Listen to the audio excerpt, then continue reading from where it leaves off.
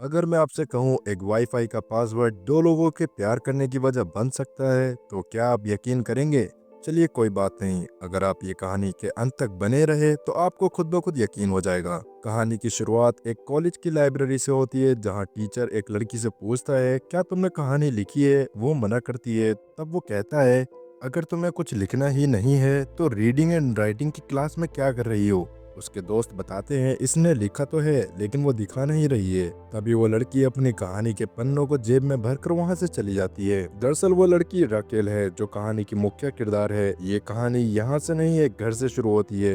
एक छोटा सा घर जो एक बड़ी सी हवेली से घिरा हुआ है, जिसका नाम हिडेल्गो मेंशन है, और वहाँ हिडेल्गोज रहते हैं। और उस बड़ी सी हवेली के बगल में ही उस लड़की का घर भी है।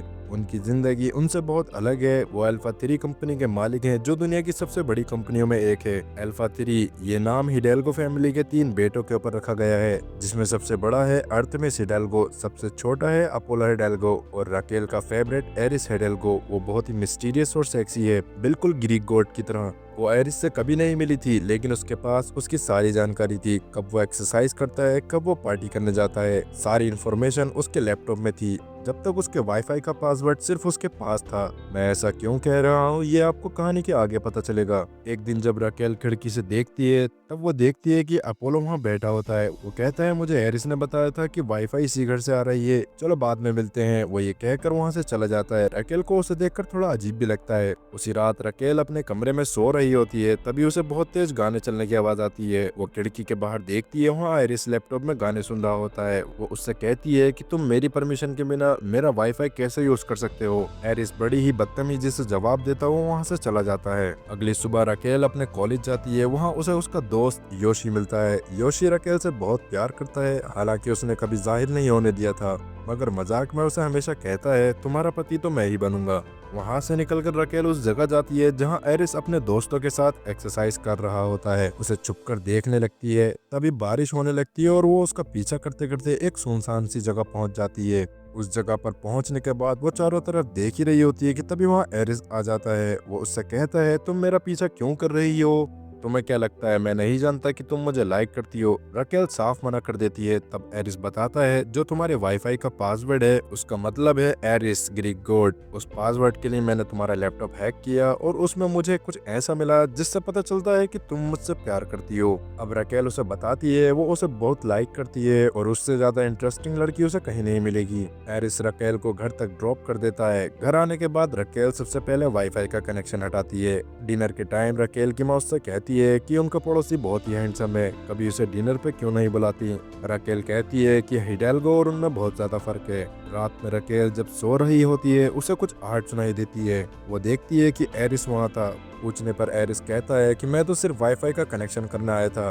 राकेल उसे पुलिस की धमकी देती है। वो जवाब देता है, बुला लो, तुम मुझसे प्यार करती हो और मैं तुमसे, और मुझे पता है कि तुम मुझे स्टॉक कर रही हो। अब एरिस राकेल को कुर्सी में बैठाकर धीरे धीरे उसके पैरों में अपना हाथ सराने लगता है, उसके पैरों में किस करने लगता है। अचानक जब राकेल को एहसास होना बंद हो जाता है, वो देखती है एरिस वहां से जा चुका था। अगले सीन में योशी किसी बड़े से घर में पार्सल डिलीवरी बॉय बन के उनके यहाँ से कार की चाबी चुरा लेता है और आउटडोर कैफे में जाता है, जहाँ राकेल और उसकी सहेली जनेला काम करती थी। वहाँ पहुंचकर वो राकेल को घुमाने के लिए इनवाइट करता है। तभी वहाँ एरिस आ जाता है और राकेल से कहता है कि वाकई में तुम्हारी जॉब बहुत ही इंटरेस्टिंग है। एरिस के भाई ने नया क्लब खोला था। वो राकेल को उस खुशी में शाम को हो रही पार्टी में इनवाइट करता है और अपने दोस्तों को लाने के लिए भी कहता है। अब रात में राकेल और उसकी दोस्त जनेला क्लब के अंदर जाते हैं। क्लब के अंदर जाते ही वहाँ का माहौल देखकर जनेला उससे वहाँ लाने के लिए राकेल को थैंक्स कहती है। राकेल देखती है कि एरिस ने उसे देखा, मगर नजरअंदाज करके वहां से चला गया। राकेल एरिस के पास जाने की कोशिश करती है, मगर वो वीआईपी एरिया में था और गार्ड उसे रोक देते हैं। तभी वहां अपोलो आ जाता है। वो कहता है, इन्हें अंदर जाने दो, ये स्पेशल गेस्ट हैं। गार्ड अपोलो और राकेल दोनों को अंदर नहीं जाने देता। तभी वहाँ अर्थमिस आ जाता है और राकेल को अंदर ले जाता है और गार्ड से कहता है कि अपोलो मेरा छोटा भाई है, मगर इसे अंदर मत आने देना। राकेल अंदर जाते ही एरिस को ढूंढने लगती है। एरिस एक सुनसान जगह सिगरेट पी रहा था। राकेल उससे कहती है कि तुम मुझे इग्नोर कर रहे थे। एरिस कहता है, ऐसा बिल्कुल नहीं है, इग्नोर उसको करते हैं जिसपे हम कभी गौर करते हैं। राकेल एरिस को धक्का देके कुर्सी में बैठा देती है और खुद उसके ऊपर बैठ जाती है और उसे किस करने लगती है। किस करने के बाद वो वहाँ से जाकर बार सेक्शन में जाती हैं। वहाँ उसे अपोलो मिलता है। वो एक वोडका का ऑर्डर देती है। तब अपोलो उससे कहता है कि उसका भाई उसे शराब नहीं पीने देता। तब रकेल उसे वोडका ऑफर करती है और कहती है कि किसी को मत बताना। अपोलो को शराब बहुत ज्यादा चढ़ जाती है और रकेल उसे अपने घर ले आती है, क्योंकि अपोलो के घर उसके पिता होंगे जो उसे बहुत डांटेंगे। अपोलो को अपने घर में लाने के बाद रकेल अपने उसे रूम में सुला देती है। तभी वहाँ एरिस आ जाता है और कहता है इसको शराब तुमने पिलाई। उन दोनों के बीच कुछ बातचीत होने लगती है। एरिस बताता है उसे मेडिसिन पढ़ना बहुत अच्छा लगता है और उसे क्लोरीन से एलर्जी है। इसके बाद एरिस कहता है अब 6 बज गए हैं, डैड के ऑफिस जाने का टाइम हो गया है, मुझे और अपोलो को कुछ देर और यहाँ रुकना होगा। ये कहकर वो बेड पर लेट जाता है और रकेल उससे कहती है कि सारी रात जागने का प्लान है क्या। रकेल भी उसी बेड में जाकर लेट जाती है। अब एरिस रकेल के पैरों में अपना हाथ सराहने लगता है। अगली सुबह रकेल अपनी सहेली और योशी को सारी बातें बताती है। उसकी सहेली कहती है कमाल है, तुमने उसके भाई के सामने सेक्स किया। रकेल कहती है नहीं, हमने सेक्स नहीं किया, हमने तो बस किस किया था। वैसे मैंने हजारों लड़कियों को उसके रूम में जाते हुए देखा है। अब उसकी सहेली के जाने के बाद वो और योशी पढ़ाई की बात करते हुए अंदर कमरे में जाते हैं। वहाँ रकेल को नया आईफोन गिफ्ट रैप में मिलता है। उसमें फ्रॉम एरिस लिखा होता है। रकेल योशी से कहती है कि मैं अभी आ रही हूँ। हालांकि योशी भी उससे कहता है कि चलो मैं भी चलता हूँ, लेकिन रकेल उससे कहती है कि उसे कोई जरूरत नहीं है। जिसके बाद रकेल सीधा एरिस के घर जाती है। पहली बार एरिस का मेंशन देख वो चौंक जाती है। वो बहुत खूबसूरत था। मैड रकेल को एरिस के कमरे का रास्ता बताते हुए कहती है कि एंजॉय करो। रकेल अंदर जाके देखती है एरिस किसी लड़की से वीडियो कॉलिंग पर प्यार भरी बातें कर रहा होता है। एरिस रकेल से कहता है कभी गिफ्ट वापस नहीं करना चाहिए, और वैसे भी मेरे भाई से तुम्हारा फोन टूटा था। रकेल कहती है मेरा फोन चल रहा है, इसकी कोई जरूरत नहीं। एरिस कहता है तुम वाकई में बहुत घमंडी हो। एरिस रकेल से पूछता है क्या मैं तुम्हें किस कर सकता हूँ। रकेल उसे मना कर वहाँ से जाने लगती है, लेकिन वो वापस गेट के पास से लौट आती है और एरिस को किस करने लगती है और फिर उसके साथ सेक्स करती है। सेक्स करने के बाद एरिस गेम खेलने लगता है और रकेल से कहता है जब तुम्हारा मन करे तुम यहाँ आ सकती हो। रकेल को उसकी ये बातें बिल्कुल भी पसंद नहीं आती और वो वहाँ से चली जाती है, मगर वो अपना नेकलेस वहीं पर भूल जाती है। अगली सुबह वो कॉलेज में जब क्लास ले रही होती है तभी उसके फोन में एरिस की एक फोटो आती है।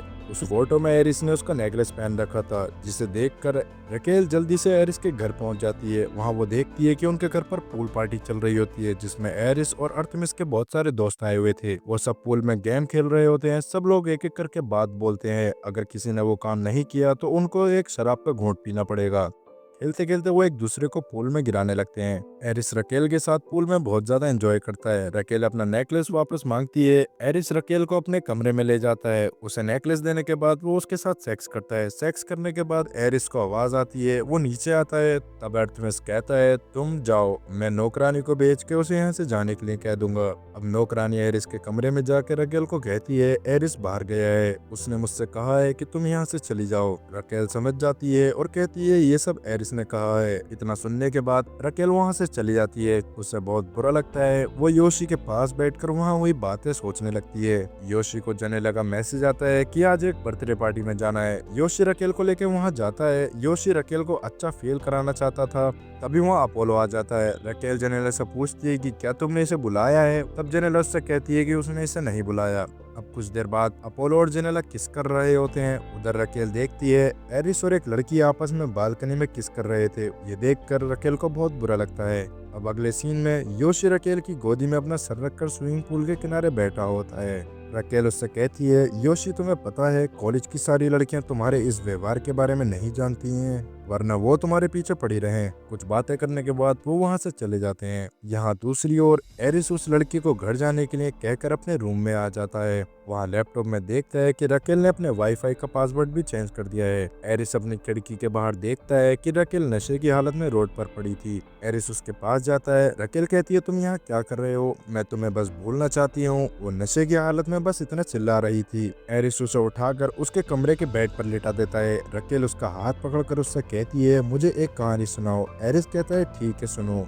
ये कहानी शुरू होती है एक लड़के से जिसे लगता था कि उसके माँ बाप बहुत अच्छे हैं और उसका परिवार सबसे अच्छा परिवार है। उसका घर सबसे अच्छा घर है। उसके पिता अक्सर बिजनेस मीटिंग के लिए घर के बाहर रहते थे। एक दिन उसे स्कूल में अच्छे ग्रेड मिले थे, तब वो स्कूल से जल्दी घर आ गया। उसने अपनी माँ को हर जगह ढूंढा। आखिर में उसने कमरे में देखा कि उसकी माँ कमरे में किसी और के साथ सो रही है। उसे लगा सब तबाह हो जाएगा। उसने सारी बातें अपने भाई को बताई और मना करने के बावजूद भाई ने सब डैड को बता दिया। उसके उसके डैड ने उसे बुलाया। वो जोर जोर से रोने लगा। उसके डैड ने उसे चुप कराया और कुछ लड़कियों की फोटो दिखाई और कहा, इन सब के साथ मैं कई बार सो चुका हूँ। उससे कुछ बदला प्यार हमें कमजोर बनाता है।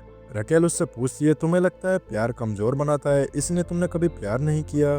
एरिस कहता है, मैंने ऐसा तो नहीं कहा। अगली सुबह एरिस के डैड उसे रूम में बुलाते हैं जहां अर्थमिस भी था और उससे उसकी पढ़ाई को लेकर चिल्लाते हैं और कहते हैं, तुम्हें आगे चल के अल्फा 3 का बोर्ड मेंबर बनना है और इकोनॉमिक की पढ़ाई करने स्टैनफोर्ड यूनिवर्सिटी जाना है और फेल होकर ये नहीं कर सकते। और तुम्हें याद है ना, सालों पहले मैंने तुम्हें क्या समझाया था, जीवन में चाहे जितनी औरतों के साथ सो जाओ मगर प्यार किसी से ना करना, छोड़ दो उस लड़की का चक्कर। एरिस ठीक है कहकर वहां से चला जाता है और अपने कॉलेज में फुटबॉल मैच खेलने के लिए चला जाता है। वहाँ रकेल और उसके दोस्त वॉकिंग कर रहे थे। रकेल को देखकर वो गोल में कंसंट्रेट नहीं कर पाता, जिसकी वजह से वो गोल भी नहीं कर पाता। मैच के बाद वो लाइब्रेरी जाता है जहां रकेल को बात करने को साइड में ले जाता है और उससे माफी मांगता है। उसे सैटरडे को हो रही कॉस्ट्यूम पार्टी के लिए भी इनवाइट करता है। एरिस रकेल से कहता है, तुम चाहो तो हम अपने रिलेशनशिप को सुधार सकते हैं। उस जगह रकेल तो उसे मना कर देती है। योशी ये सब देख रहा होता है। मन ही मन वो एरिस से जल रहा था क्योंकि वो रकेल से सच्चा प्यार करता था। रकेल जब योशी के पास आती है तब वो उससे कहता है कि एरिस तुम्हें यूज कर रहा है, वो लड़का तुम्हारे लिए बिल्कुल भी सही नहीं है।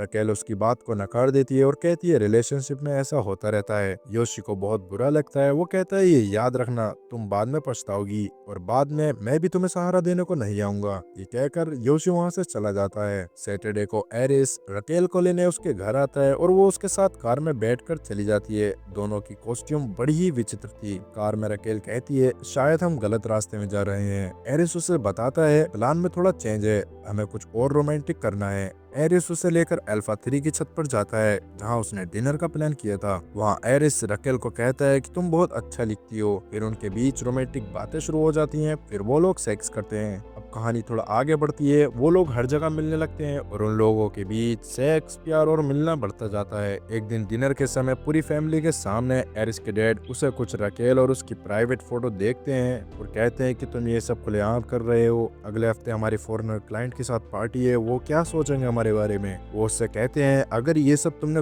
खुद कमाया होता तो तुम्हें पता लगता।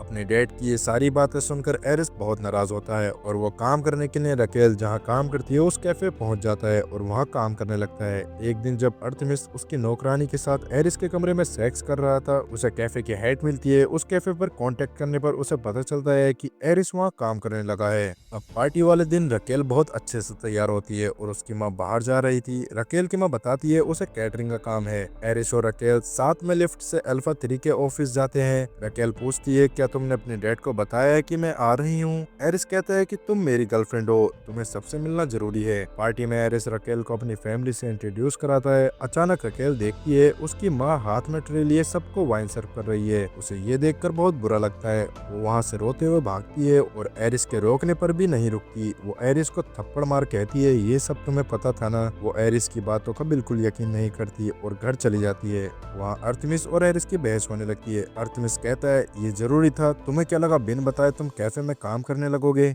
एरिस कहता है कि तुम ये कभी नहीं समझ सकते। क्या तुम नौकरानी से प्यार करते हो या सिर्फ उसे अपनी हवस मिटाने के लिए रखा है? रकेल के घर पर उसकी माँ उसे मनाने की बहुत कोशिश करती है मगर उसे रोने के अलावा कुछ नहीं सूझता। ऐसे ही कुछ और दिन बीतते हैं। एरिस और रकेल आपस में बात करना बंद कर देते हैं। एक दिन एरिस रकेल से कैफे में माफी मांगता है और कहता है, मुझे नहीं पता था कि वहाँ तुम्हारी माँ भी है। रकेल कहती है कि कल मेरी फ्रॉम पार्टी है। एरिस कहता है, अगर तुम्हें एतराज ना हो तो मैं तुम्हारे साथ चल सकता हूँ। रकेल मना तो कर देती है लेकिन उसे मन ही मन बहुत बुरा लगता है। जब उस रात रकेल की माँ उसे बुलाने जाती है, वो देखती है रकेल बहुत रो रही है और उनसे माफी भी मांगती है। वो उसे बताती है उसके डैड बहुत अच्छे राइटर थे मगर उन्होंने कभी हिम्मत नहीं दिखाई, कभी वो किसी पब्लिशर के पास नहीं गए, इसीलिए उनकी किताब नहीं छप सकी। वो उसे समझाती है, तुम ऐसी गलती मत करो, अगर तुम एरिस से प्यार करती हो तो उसे खुलकर जाहिर करो। ये सब सुनने के बाद उसमें हिम्मत आती है और वो एरिस के घर जाती है जहाँ उनकी फैमिली डिनर कर रही थी। अर्थमिस उसे अंदर नहीं आने देता मगर वो बाहर से चिल्लाने लगती है, एरिस मैं तुमसे बहुत प्यार करती हूँ।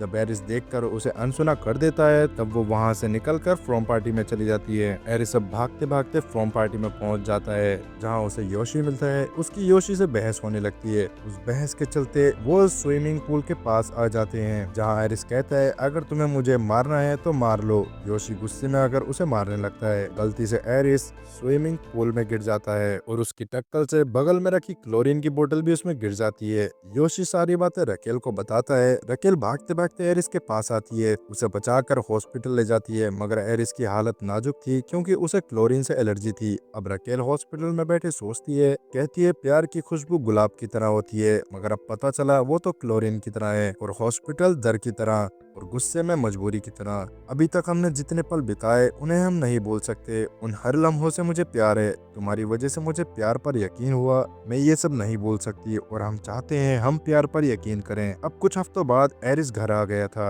एरिस और रकेल हर जगह प्यार करते थे, ऑफिस में, लाइब्रेरी में, घर में। उस हादसे के बाद सिर्फ एरिस ही नहीं बदला था, पूरी की पूरी हिडेल्गो फैमिली ही बदल गई थी। आज एरिस रकेल को छोड़ के जा रहा है, मगर वो खुश है। वो अपनी मेडिसिन की पढ़ाई पढ़ने जा रहा है। अब हिडेल्गो फैमिली अपनी पर्सनल और प्रोफेशनल लाइफ को अलग अलग रखते हैं। एरिस जाना नहीं चाहता था, मगर रकेल ने उसे भेज दिया क्योंकि उसे मेडिसिन पढ़ना बहुत अच्छा लगता है। उस दिन जब एरिस जा रहा था, उसने रकेल को बताया कि उसने अपने वाईफाई खुद खराब किया था ताकि वो उससे मिल सके। रकेल बताती है एरिस ने उसे खुद पर विश्वास करना सिखाया। अंत में स्टेडियम दिखाया जाता है जिसमें रकेल ये कहानी सुना रही थी। अब सारी ऑडियंस ताली बजाने लगती है। घर जाने के बाद वो देखती है एरिस अपनी पढ़ाई पूरी करके वापस आ जाता है और वो साथ रहने लगते हैं। ये कहानी दो प्यार करने वाले जोड़ों की थी जिनकी अपनी अपनी सोच थी, कुछ सही तो कुछ गलत। कभी पहला दूसरे को सहारा देता तो कभी दूसरा पहले को। प्यार इसी का ही तो नाम है। आज की ये कहानी यही समाप्त होती है। फिर मिलते हैं एक नई वीडियो के साथ। अगर आपको ये मूवी अच्छी लगी तो प्लीज कमेंट करके जरूर बताइए। साथ ही वीडियो को लाइक करें और चैनल को सब्सक्राइब करना ना भूलें। तब तक के लिए गुड बाय।